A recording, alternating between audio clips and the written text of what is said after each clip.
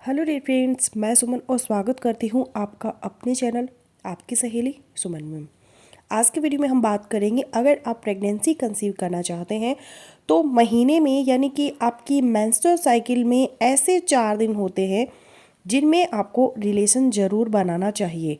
और आपकी बॉडी में इन 4 दिनों में कुछ ऐसे चेंजेस आते हैं, कुछ ऐसे बदलाव आते हैं जो कि आपको संकेत देते हैं कि आपको रिलेशन बनाना चाहिए। इन दिनों में प्रेगनेंसी होने के चांसेस है वो अच्छे हैं।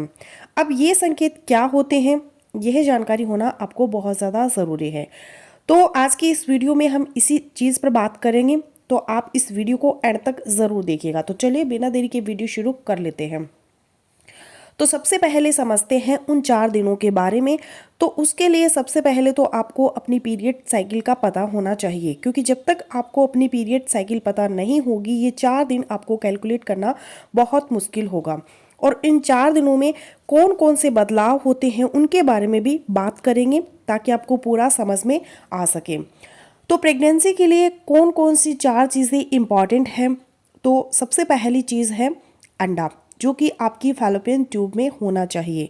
अगर अंडा नहीं होगा तो स्पर्म अगर वहाँ पहुँच भी जाए तो फर्टिलाइज किसको करेगा।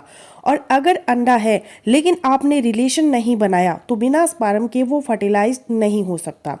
तो प्रेगनेंसी का पहला स्टेज जो है वो ये है कि आपकी फैलोपियन ट्यूब में अंडा होना बहुत ज़्यादा ज़रूरी है। दूसरी चीज़ क्या होती है, जब ये अंडा आता है उस टाइम पर आपकी जो ये बच्चेदानी होती है वो थोड़ा सा नीचे खिसक आती है।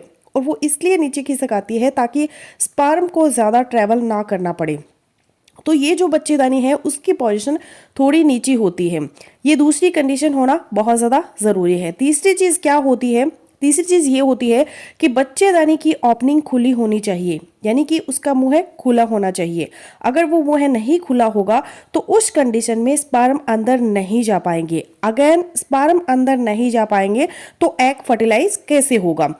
चौथी चीज़, उस टाइम आपका डिस्चार्ज है वो ज़रूर बदलना चाहिए। अगर आपका डिस्चार्ज नहीं बदलेगा तो स्पर्म को ट्रैवल करने में दिक्कत आएगी। तो ये 4 बदलाव आपकी बॉडी में बहुत ज़्यादा ज़रूरी हैं। ये वो बदलाव है जो महीने के एक पर्टिकुलर टाइम में होते हैं। अब पीरियड्स साइकिल आपको समझना बहुत ज़्यादा ज़रूरी है। इसके लिए आपको क्या करना है, आपको एक कैलेंडर लेना है। एक कैलेंडर में आपको मार्क कर लेना है कि आपका पीरियड किस तारीख को आया था। आपको मार्किंग कर लेनी है। अगले महीने किस दिन आया पीरियड वो भी मार्क करना है। ऐसा आपको 3 बार करना है। 3 पीरियड आपको कैलकुलेट करने हैं।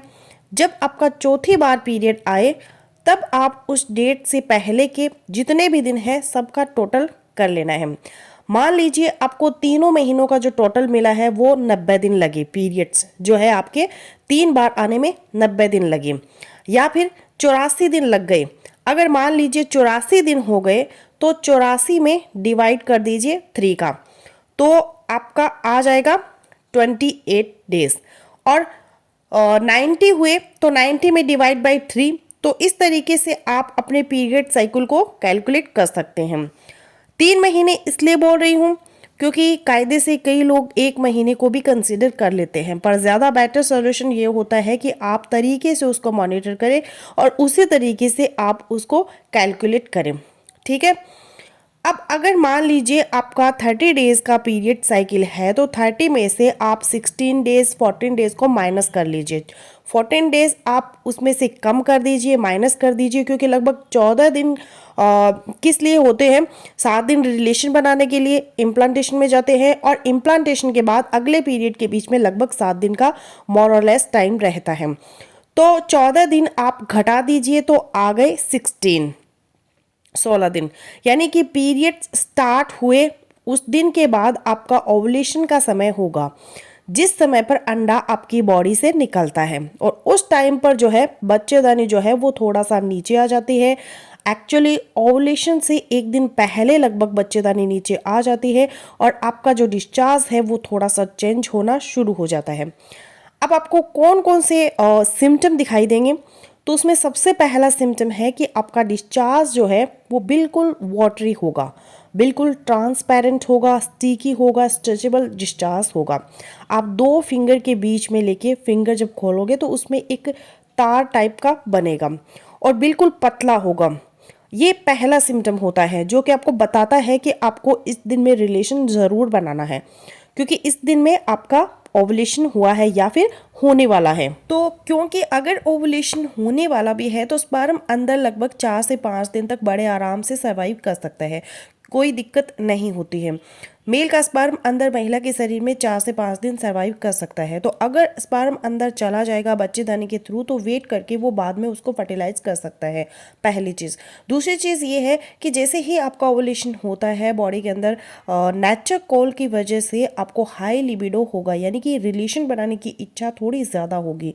तो अगर आपको रिलेशन बनाने की इच्छा थोड़ी ज़्यादा हो रही है तो उसे अवॉइड ना करें, मिलके दोनों अच्छे मूड में रिलेशन बनाए, क्योंकि प्रेगनेंसी तभी होती है जब आप अच्छे मूड में होते हैं। अगर आप एक प्रेशर के तौर पे रिलेशन बनाएंगे तो उसका कोई फ़ायदा नहीं होगा।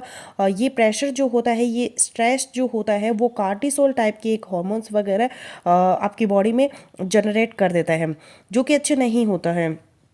तो आपको ओवुलेशन के दौरान रिलेशन बनाना है। ओवुलेशन को ट्रैक करने के लिए आप बेसल बॉडी टेम्परेचर टेक्निक का इस्तेमाल कर सकते हैं। इसके अलावा आप ओवुलेशन किट्स का इस्तेमाल कर सकते हैं। इन किट्स की मदद से आप बड़ी आसानी से आइडेंट कर सकते हैं कि आपका ओवुलेशन कब होने वाला है। तो फ्रेंड्स, बस ये था आज का वीडियो। आई होपफुली मेरा आज का वीडियो आप लोगों के लिए सुन रहेगा। सो मिलते हैं नेक्स्ट वीडियो में, तब तक के लिए बाय बाय।